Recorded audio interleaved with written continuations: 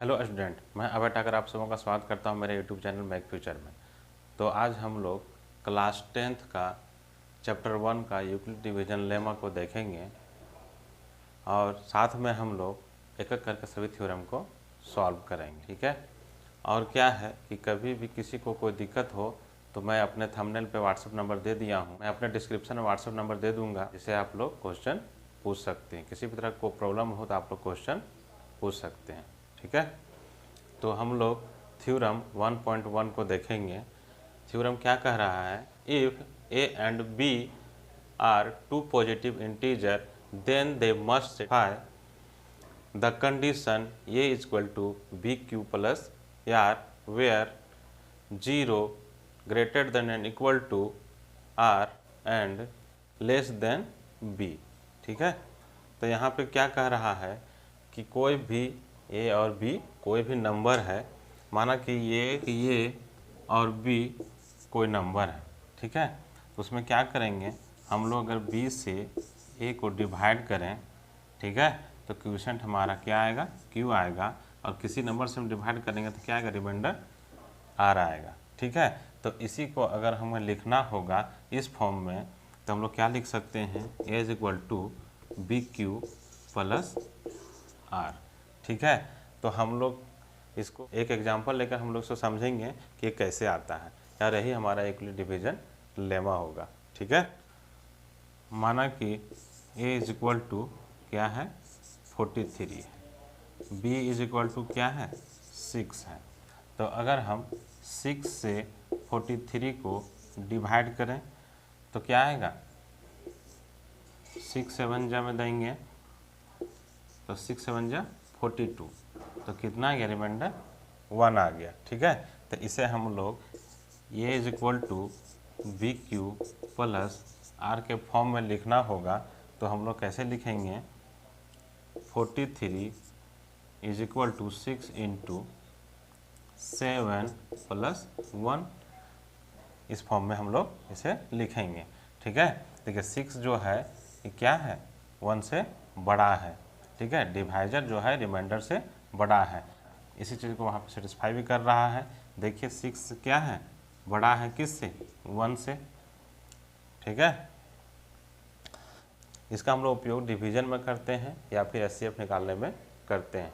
ठीक है। एक एग्जाम्पल लेकर देखेंगे कि एचसीएफ कैसे निकालते हैं। ठीक है। एचसीएफ निकाल के देखते हैं। फाइंड एचसीएफ ऑफ, नंबर लेते हैं 125 एंड 45 लेते हैं। ठीक है। तो हम लोग इसे क्या करेंगे कि हम लोग एचसीएफ निकाल के देखते हैं। तो सबसे पहले हम लोग 125 का निकालते हैं। तो हम लोग एचसीएफ निकालने के लिए क्या करते हैं, छोटे नंबर से बड़े नंबर को डिवाइड करते हैं।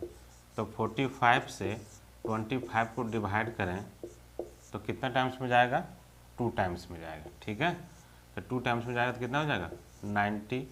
90 से क्या करेंगे, माइनस करेंगे तो क्या हो जाएगा, 5। इसमें माइनस करेंगे 12 में 9 तो 3 आ जाएगा, यानी 35 हो गया। और फिर इससे हम लोग इसको डिवाइड करते हैं तो क्या हो जाएगा, 45।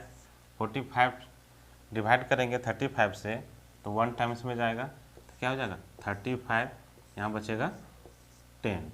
ठीक है। इसे हम लोग यहाँ लिख रहे हैं। तो 10 से फिर क्या करेंगे, 35 को देंगे, तो 35 को देंगे तो कितना जाएगा, 3 टाइम्स में जाएगा। तो 3 टाइम्स में जाएगा तो हम लोग इसको क्या लिखेंगे, 30, और यहाँ बच जाएगा 5। फिर 5 से हमको 10 को देंगे, तो 5 से 10 को देंगे तो 2 टाइम्स में जाएगा, और इस तरह से 10 हमारा क्या हुआ, कैंसिल आउट हो गया। अब इसको हम लोग कैसे लिखेंगे, एचसीएफ निकालेंगे। एचसीएफ निकालेंगे तो 125 को लिखेंगे 45 इंटू 2, ठीक है, प्लस 35। और फिर यहाँ पे क्या करेंगे, फिर डिविजन को दिए हैं तो 45 हो जाएगा। 45 को किससे दिए थे, 35 से दिए थे। कितने टाइम्स में गया था, 1 टाइम्स में गया था, प्लस रिमाइंडर कितना बचा था, 10। फिर हम लोग 35 को देंगे तो 35 को देंगे तो किससे देंगे, 10 से देंगे। तो 10 से दिए तो कितना बार में गया, 3 टाइम्स में गया, फिर रिमाइंडर हमारा बच गया 5, ठीक है। फिर 10 को देंगे 5 से, तो 5 2 जा 10, रिमाइंडर क्या आ गया 0। तो हम जानते हैं कि HCF क्या होता है, लास्ट डिवाइजर होता है। तो लास्ट डिवाइजर यहाँ भी हमारा क्या आ गया 5 आ गया, तो ये हमारा क्या हो गया HCF हो गया, ठीक है। तो 5 हमारा हो गया HCF। HCF of 125 and 45 is equal to 5। ये हमारा क्या आ गया आंसर, ठीक है। ये हमारा सॉल्व हो गया। फर्स्ट थ्योरम को हम लोग क्या कर लिए, प्रूफ कर लिए, और हम लोग इसे बढ़िया से समझ भी लिए, ठीक है। अब आते हैं थ्योरम नंबर 1.2 पर। थ्योरम 1.2 क्या कह रहा है, every composite number can be expressed factorized as a product of primes and this factor is unique apart from the order in which prime factor। कि कोई भी कंपोजिट नंबर है उसे हम लोग एक्सप्रेस कर सकते हैं product of prime factor, prime factor के प्रोडक्ट के रूप में। और प्राइम फैक्टर होगा वो यूनिक होगा, कोई भी नंबर का वह प्राइम फैक्टर का पार्ट्स होगा। जैसे कि हम लोग एग्जांपल लेके देखेंगे, मान लिया 220 को लें, 220 का फैक्टर निकालेंगे, ठीक है। 2 से देंगे इतना आएगा, फिर 2 से जाएगा, फिर 5 से देंगे, फिर 11 से देंगे 1 आएगा। ये तब तक करना है जब तक कि 1 ना आ जाए, ठीक है। तो इसका प्राइम फैक्टर क्या होगा 2 इंटू 5 इंटू 11, ठीक है। ये इसका प्राइम फैक्टर होगा, ठीक है। ये सभी क्या है प्राइम नंबर है। इसका फैक्टर करेंगे 220 का तो इतना आएगा, और इसे फिर हम मल्टीप्लाई करेंगे तो फिर हमारा सेम नंबर मिल जाएगा, ठीक है। यही हमारा स्टेटमेंट कह रहा है, या फिर थ्योरम 1.2 कह रहा है। दूसरा नंबर लेके देखते हैं, मान लिया 60 लेते हैं, ठीक है। तो 60 का अगर हम फैक्टर निकालेंगे तो 60 निकालेंगे तो क्या होगा, 2 से देंगे आ जाएगा 30, फिर 2 से देंगे आ जाएगा 15, फिर 3 से देंगे तो आ जाएगा 5, और फिर 5 से देंगे तो आ जाएगा 1। तो इसका हम प्राइम फैक्टर लिखेंगे 2 इंटू 3 इंटू 5। तो ये हमारा ऐसा क्या होगा प्राइम फैक्टर हो जाएगा, ठीक है, क्योंकि ये सभी हमारा क्या है प्राइम नंबर है, ठीक है। Let P be a prime number if P divides a square then P divides a where a is a positive integer। अगर कोई नंबर P है और वो a स्क्वायर को डिवाइड करता है तो P a को भी डिवाइड करेगा। जैसे हम अगर a है, a का फैक्टर P1 है, P2 है, Pn है, तो अगर a का स्क्वायर करेंगे तो a इंटू ए होगा। तो a का फैक्टर P1 P2 Pn होगा, तो इसका फैक्टर फिर मल्टीप्लाई होगा P1 P2 Pn होगा। तो a square is equal to क्या हो जाएगा P1 का स्क्वायर P2 का स्क्वायर Pn का स्क्वायर, ठीक है। यानी a का फैक्टर P1 P2 है, तब ये क्या कह रहा है कि a का फैक्टर P1 P2 है, इसको मल्टीप्लाई किए तो देखिए इसका फैक्टर a का फैक्टर ये हुआ, इसका फैक्टर एक मल्टीप्लाई किए तो स्क्वायर में आया। P1 P2 a का फैक्टर है और P1 P2 a को डिवाइड कर सकता है, तो P1 P2 भी क्या होगा a स्क्वायर को भी डिवाइड कर सकता है, ठीक है। इसको हम लोग एग्जाम्पल लेकर समझेंगे। माना कि 16 कोई नंबर है, इसका हम लोग फैक्टर करेंगे तो 2 इंटू 2 होगा। कैसे देखते हैं करके, 16 को 2 से डिवाइड करेंगे तो क्या आ जाएगा 8, फिर 2 से डिवाइड करेंगे तो आ जाएगा 4, फिर 2 से डिवाइड करेंगे आ जाएगा 2, और फिर 2 से डिवाइड करेंगे तो आ जाएगा 1। इसी को हम लोग यहाँ लिखे हैं। तो ये क्या है, किसका स्क्वायर है, ये 4 का स्क्वायर है, तो अगर हम 4 लिखें तो 4 का फैक्टर करेंगे 2 इंटू 2 होगा, 2 इंटू 2 4 का फैक्टर है, तो 2 इंटू 2 16 का भी फैक्टर है ना। तो ये हमारा प्रूफ हो गया और हम लोग एग्जाम्पल से समझ भी लिए। ठीक है, अब हम लोग देखेंगे नेक्स्ट थ्योरम को। 1.4 थ्योरम क्या कह रहा है, √2 है सो क्या है, इरेशनल है। कैसे, उसको हम लोग प्रूफ करना है। तो हम लोग क्या करेंगे, लेट एस एज्यूम द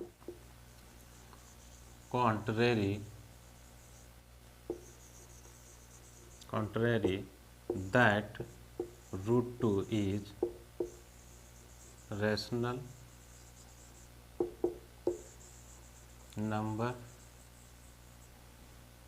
ठीक है, तो √2 is equal to a by B,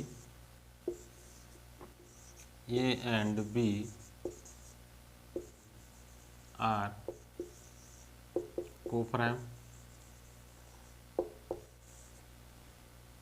अब सॉल्व करते हैं तो क्या हो जाएगा, √2b is equal to a। ठीक है, अब क्या करेंगे, स्क्वायरिंग बोथ साइड। अब स्क्वायर करते हैं। ठीक है, स्क्वायरिंग बोथ साइड, तो क्या हो जाएगा, 2 into B square is equal to A square. और इससे पहले हम लोग थ्योरम पढ़े हैं कि A square is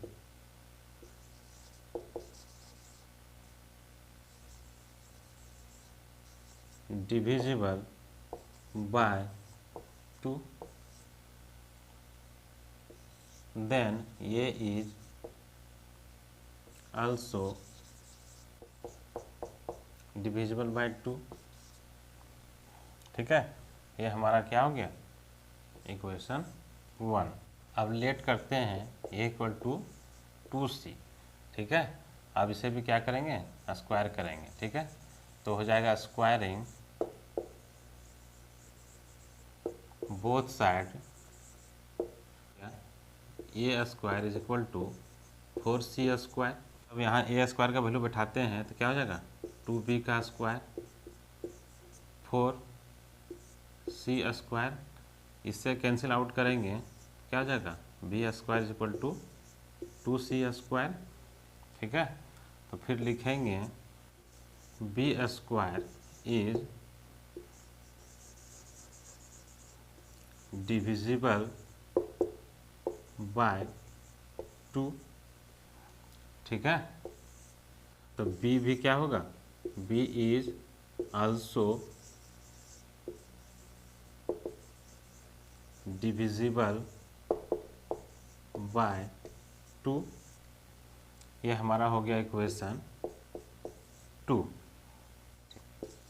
by equation 1 and 2, a and b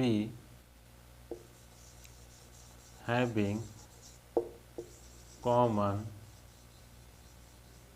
factor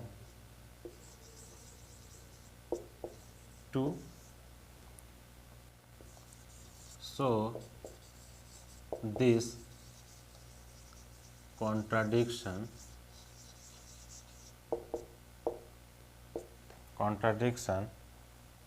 is arisen because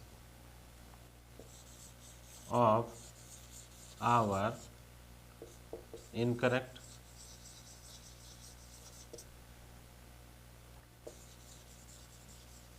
assumption, so √2 is irrational। ये हमारा क्या हो गया, प्रूव्ड हो गया। ठीक है, हम लोग देखें सॉल्व किए कि हमारा जो है 2 जो है वो कॉमन फैक्टर हुआ किसका, ए और बी का 2 आया। तो so this contradiction Ryzen because incorrect, हम लोग एज्यूम किए थे वो इनकरेक्ट हो गया, इसको हम लोग एज्यूम किए थे वो क्या हो गया, हमारा इनकरेक्ट हो गया। इसलिए √2 क्या हो गया, हमारा इरेशनल नंबर हो गया। ठीक है, अब आते हैं थ्योरम नंबर 1.5 पर। तो थ्योरम नंबर 1.5 क्या कह रहा है, let x be a rational number whose decimal expansion terminates then x can be expressed in the form of p by q। कह रहा है कि कोई नंबर x है जिसे हम लोग rational number p by Q के फॉर्म में एक्सप्रेस कर सकते हैं, और जिसका डेसिमल एक्सपेंशन जो होगा वो टर्मिनेटिंग होगा where p and q are coprime, जहाँ पे p और q क्या है, को प्राइम है। प्राइम फैक्टराइजेशन ऑफ q का जो प्राइम फैक्टराइजेशन होगा इच ऑफ द फॉर्म, कौन सा फॉर्म में होगा, 2 का पावर n एंड 5 का पावर m के फॉर्म में होगा, where m and n are positive integer, जहाँ पे क्या है कि m और n जो है वो पॉजिटिव इंटीजर है। तो सबसे पहले हम लोग क्या करेंगे कि को प्राइम नंबर को देखते हैं। तो को प्राइम नंबर किसे कहते हैं, वैसा नंबर जिसका कॉमन फैक्टर क्या आएगा, 1 आएगा। जैसे 10 है, 10 का फैक्टर करेंगे 2 × 5 आएगा। ठीक है, और अगर हम ले लें 13, तो 13 क्या होगा, 13 × 1 होगा।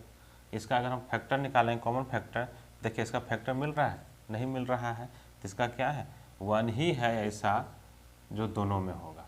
ठीक है, कॉमन फैक्टर 1 होगा, उसे हम लोग क्या बोलेंगे, को प्राइम नंबर बोलेंगे। ठीक है, अब इसे हम लोग समझेंगे कि ये हमारा थ्योरम क्या कहता है। माना कि कोई नंबर हम लोग लेते हैं, ठीक है, नंबर लिए 33/100, 33/100 यानी 33 और 100 दोनों क्या है, को प्राइम नंबर है, क्योंकि इन दोनों का फैक्टर मिल रहा है, नहीं मिल रहा है, यानी दोनों का कॉमन फैक्टर क्या होगा, 1 होगा। अब इसे हम लोग क्या करते हैं, 100 से अगर डिवाइड करते हैं 33 को, ठीक है, तो क्या होगा, 0 पॉइंट देंगे, पॉइंट के बाद यहाँ 0 बैठाएंगे, कितना बार हो जाएगा, 3 टाइम्स हो जाएगा, 300। ठीक है, फिर आएगा 30, पॉइंट पहले दे चुके हैं, देख 0 बैठाएंगे, फिर जाएगा 3 टाइम्स में, हो जाएगा 300। ये हमारा क्या हो गया, कैंसिल हो गया। यानी इसको हम लोग लिख सकते हैं 0.33, यानी देखिए ये टर्मिनेटिंग हो गया, ये पूरा का पूरा डिवाइड हो गया, और ये हमारा क्या आ गया, डेसिमल में आ गया। तो इसका डेसिमल एक्सपेंशन क्या हो गया, टर्मिनेटिंग है। अब हमें बोल रहा है कि देखिए ये हमारा p हो गया, ये हमारा q हो गया, यानी q इक्वल टू क्या है, 100 है। तो अगर 100 का हम लोग फैक्टर करें तो 2 से देंगे, आ जाएगा 50, फिर 2 से डिवाइड करेंगे, आ जाएगा 25, फिर देंगे 5 से तो क्या आ जाएगा 5, और फिर 5 से देंगे तो आ जाएगा 1, यानी 100 का 2 × 2 × 5 × 5 होगा। इसको हम लोग लिख सकते हैं 2 का पावर 2 एंड 5 का पावर 2। देखिए ये हमारा 2 का पावर n एंड 5 का पावर m के फॉर्म में आ गया, और ये हमारा क्या है, किसको टर्मिनेट कर दे रहा है, यानी ये पूरा पूरा डिवाइड हो जा रहा है, ये टर्मिनेटिंग हो गया और हमारा इस फॉर्म में भी आ गया। अब आते हैं थ्योरम 1.6 पर। Let x p/q be a rational number. तो क्या है, x जो है p/q के फॉर्म में है, यानी रेशनल नंबर है, such that the prime factor of q is of form 2 का पावर n एंड 5 का पावर m। तो क्या कह रहा है कि q है वो किस फॉर्म में है, 2 का पावर n एंड 5 का पावर m के फॉर्म में है, और जहाँ क्या है कि n and m non negative है, ये हमारा नेगेटिव नहीं है, m और एंड नेगेटिव नहीं है, तो x का जो डेसिमल एक्सपेंशन होगा सो क्या होगा, टर्मिनेटिंग होगा। ठीक है, तो हम लोग देखते हैं एग्जाम्पल लेकर कि क्या कहता है। p/q इज इक्वल 12/2 का पावर 2 कर दें और 5 का पावर 1 रखें, तो इसको हम सॉल्व करेंगे तो क्या हो जाएगा, 12 20, इससे हम लोग उसको डिवाइड करते हैं, तो 20 से अगर 12 को डिवाइड करेंगे तो जाएगा, नहीं जाएगा, पॉइंट दिए, क्या हो गया 120, 6 टाइम्स में जाएगा, इसे हम लोग लिख सकते हैं 0.6, तो आगे हमारा क्या 0.6। तो देखिए ये हमारा जो है इस फॉर्म में है और हमारा क्या है कि हमारा टर्मिनेटिंग है। जस्ट ये थ्योरम 1.5 जो थ्योरम पढ़ा है उसका जस्ट उल्टा है, ठीक है। उसमें क्या कह रहा था कि अगर टर्मिनेटिंग होगा तो इस फॉर्म में होगा, और अब क्या है कि हम लोग इस फॉर्म में लेकर देखें कि ये टर्मिनेटिंग है कि नहीं है, तो ये हमारा टर्मिनेटिंग होगा, ठीक है। अब आते हैं थ्योरम नंबर 1.7।